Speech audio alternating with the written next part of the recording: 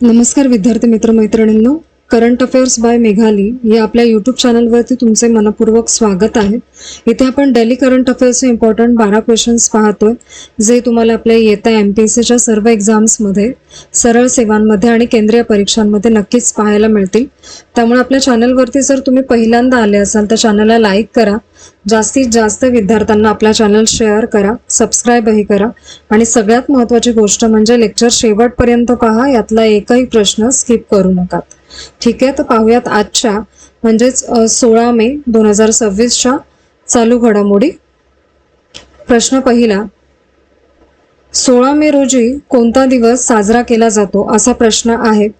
तर याचे योग्य उत्तर आहे पर्याय क्रमांक बी, आंतरराष्ट्रीय प्रकाश दिवस या दिवशी साजरा होत असतो. महत्त्वाचे पॉइंट्स पहा या प्रश्नाचे. 16 मे रोजी इंटरनॅशनल डे ऑफ लाईट साजरा करतात. हा दिवस युनेस्कोने ठरवला आहे आणि 1960 साली पहिल्यांदा लेझरचा वापर झाला, त्याची आठवण म्हणून हा दिवस पाळतात.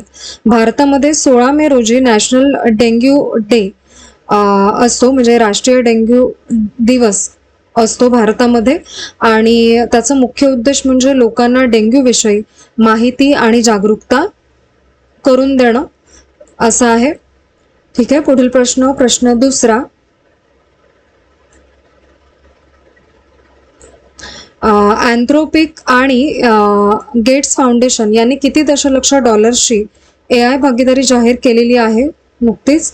तर या प्रश्नाचे योग्य उत्तर आहे पर्याय क्रमांक सी, 200 दशलक्ष डॉलरची. महत्त्वाचे पॉइंट्स पहा.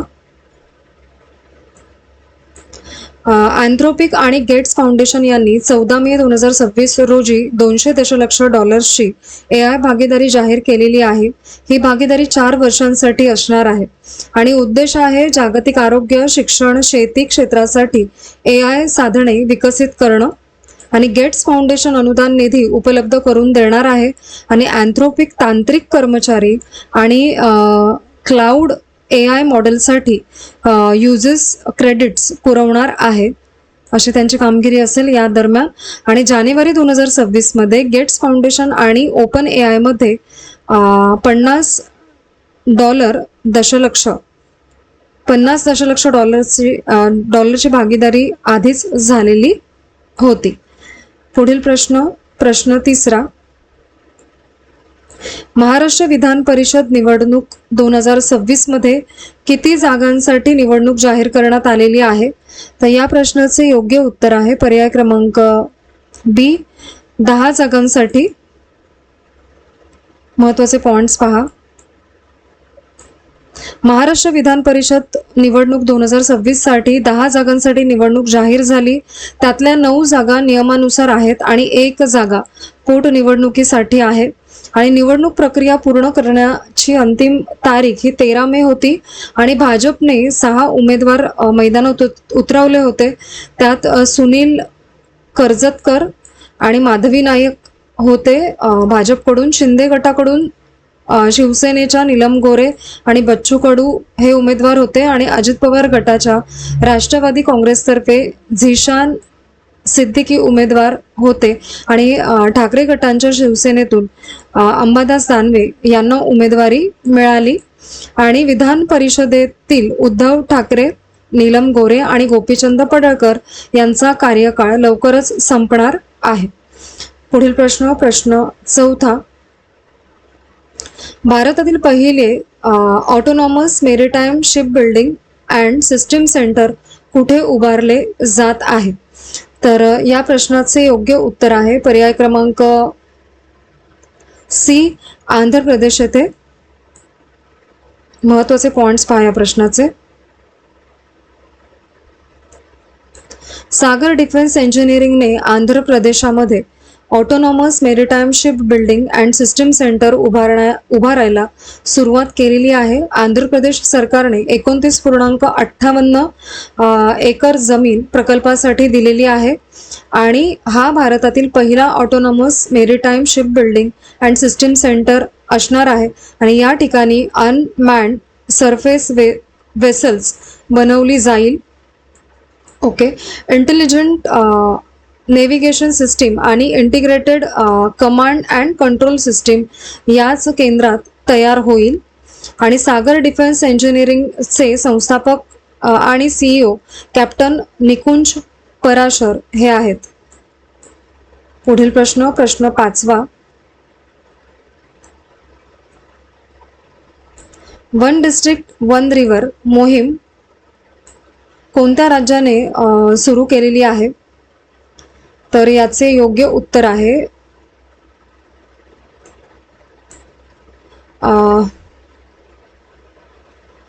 उत्तर प्रदेश या राज्याने. महत्वाचे पॉइंट्स पहा या प्रश्नाचे. उत्तर प्रदेश ने नदी पुनरुज्जीवनासाठी वन डिस्ट्रिक्ट वन रिव्हर मोहीम सुरू केलेली आहे, जी नमामि गंगे मिशन अंतर्गत राबवली जात आहे. आणि या मोहिमेचा मुख्य उद्देश म्हणजे नष्ट होत चाललेल्या नद्यांना पुन्हा जिवंत करणे असा आहे. आणि 13 मे 2026 पर्यंत या उपक्रमामुळे सुमारे 1.53 लाख मानव दिवस रोजगार मिळालेला आहे. 500हून अधिक शेतकऱ्यांनी नैसर्गिक शेतीचा पर्याय यामुळे स्वीकारला आहे. आणि नदीचे पुनरुज्जीवन करताना नदी रुंदीकरण, खोलीकरण, गटारांचे पाणी थांबवणे, गाळ काढणे आणि झाडे लावणे यांचा साधारणतः समावेश असतो या कामांचा. आणि पिलीभीत जिल्ह्यामध्ये गोमती नदीचा 47 किलोमीटर भाग पुन्हा जिवंत करण्यात देखील आलेला आहे या अंतर्गत. पुढील प्रश्न 6वा. माउंट एव्हरेस्ट सर करण्यासाठी परवाना मिळालेल्या भारतीय गिर्यारोहकांची संख्या किती आहे? इथे भारतीय विचारलं. योग्य उत्तर आहे पर्याय क्रमांक C 95. महत्वाचे पॉइंट्स पहा. 2026 मध्ये 492 गिर्यारोहकांना माउंट एव्हरेस्ट चढण्यासाठी परवानगी मिळाले. हे एकूण गिर्यारोहकांची संख्या दिलेली आहे. माउंट एव्हरेस्टच्या परवान्यांमधून अंदाजे $7.19 मिलियन महसूल मिळाला आहे. 55 वेगवेगळ्या देशांमधील गिर्यारोहक एव्हरेस्ट सर करणार आहेत. त्यामध्ये अमेरिकेचे 76 गिर्यारोहक, भारताचे 95, युनायटेड किंगडमचे 74, जर्मनीचे 71, रशियाचे 69, चीनचे सगळ्यात पुढे म्हणजेच 109 गिर्यारोहक आहेत. आणि 2026 हंगामामध्ये नेपाळने एकूण 1134 क्लाइम्बिंग परमिट्स जारी केले. त्यामध्ये 860 पुरुष आणि 274 महिला गिर्यारोहकांचा समावेश आहे. पुढील प्रश्न 7वा. नशामुक्त भारत अभियान साठी कोणते ॲप सुरू करण्यात आलेले आहे? तर या प्रश्नाचे योग्य उत्तर आहे पर्याय क्रमांक B NMBA ॲप 2.0 असं त्याचं नाव आहे. आणि इमेजमध्ये त्या संबंधित टोल फ्री नंबर जो आहे ना तो देखील दिलेला आहे 14446 असा आहे. त्याचे महत्त्वाचे पॉइंट्स पहा.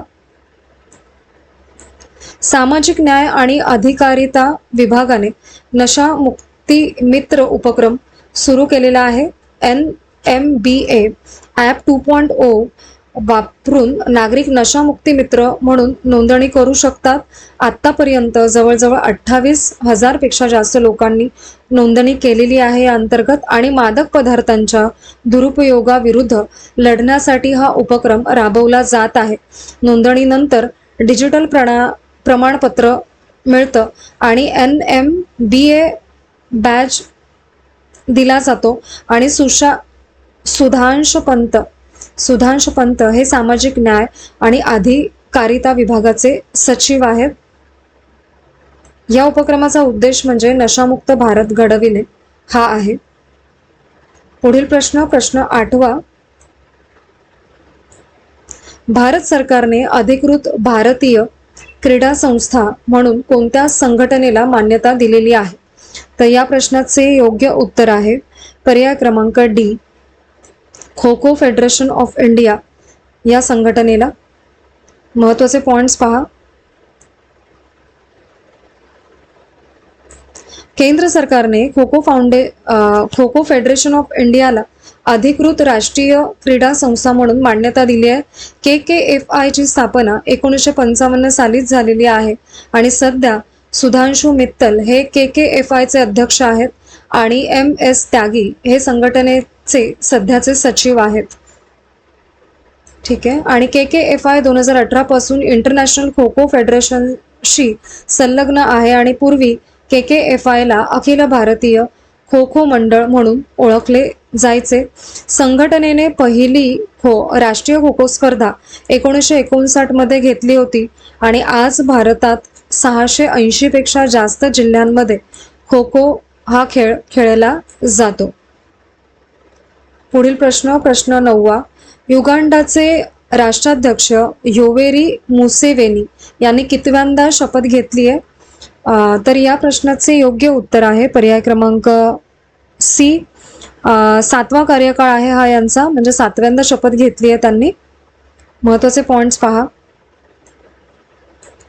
योवेरी मुसेवेनी यांनी युगांडाचे राष्ट्राध्यक्ष म्हणून 7व्यांदा शपथ घेतली आहे. ते आफ्रिकेतील सर्वात जास्त काळ सत्तेत असणाऱ्या नेत्यांपैकी त्यामुळे एक ठरलेले आहेत आणि शपथविधी कंपाला युगांडाच्या राजधानीतील कोकोलो इंडिपेंडन्स ग्राउंड या महत्त्वाच्या ठिकाणी झाला आणि नवीन कार्यकाळासाठी निवडणूक जानेवारी 2026 मध्ये झाली आणि त्यात मुसेवेनी यांनी जोरदार विजय मिळवला आणि त्यांना 71% अधिक मते मिळाली. युगांडा हा पूर्व आफ्रिकेतील देश आहे आणि इथल्या राष्ट्राध्यक्ष देशाचा प्रमुख असतो. पुढील प्रश्न 10वा.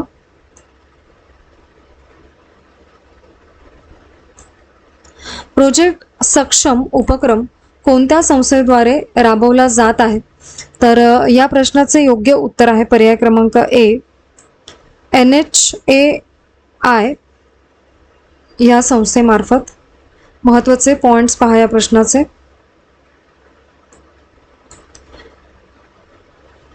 NHAI ने प्रोजेक्ट सक्षम सुरू केलेला आहे.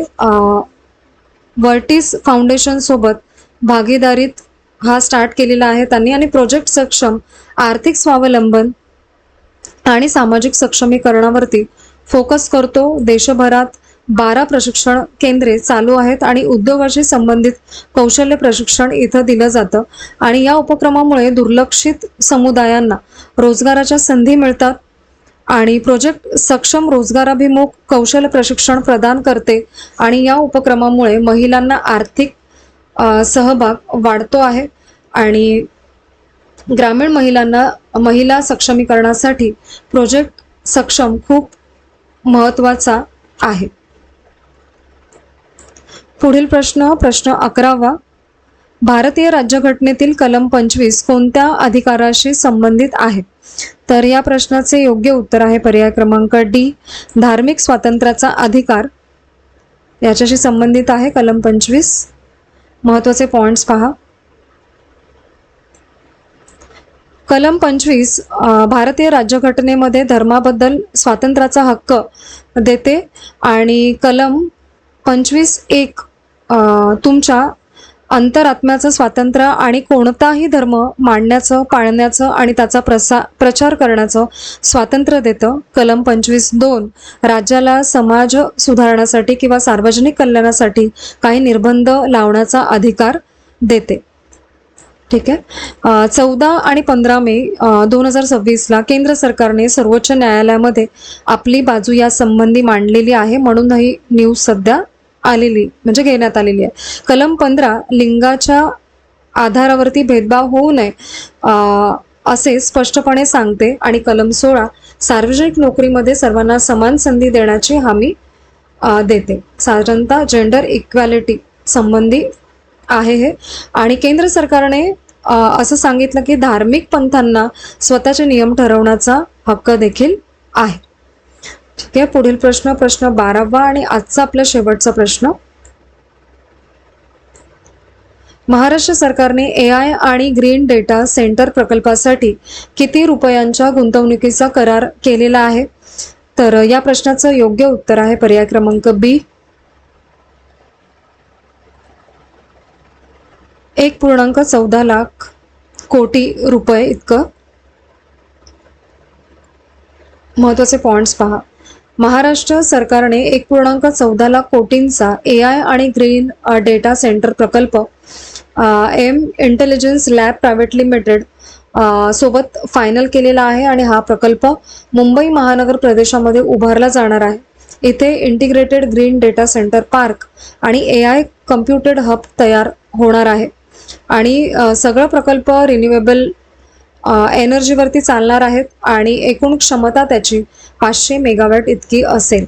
AI पॉलिसी 2026 नुसार राज्यामध्ये 1.5 लाख नवे रोजगार निर्माण करायचं लक्ष्य आहे आणि उद्दिष्ट आहे याचं महाराष्ट्रात AI आणि डिजिटल पायाभूत सुविधांचे राष्ट्रीय केंद्र व्हावे महाराष्ट्र असा.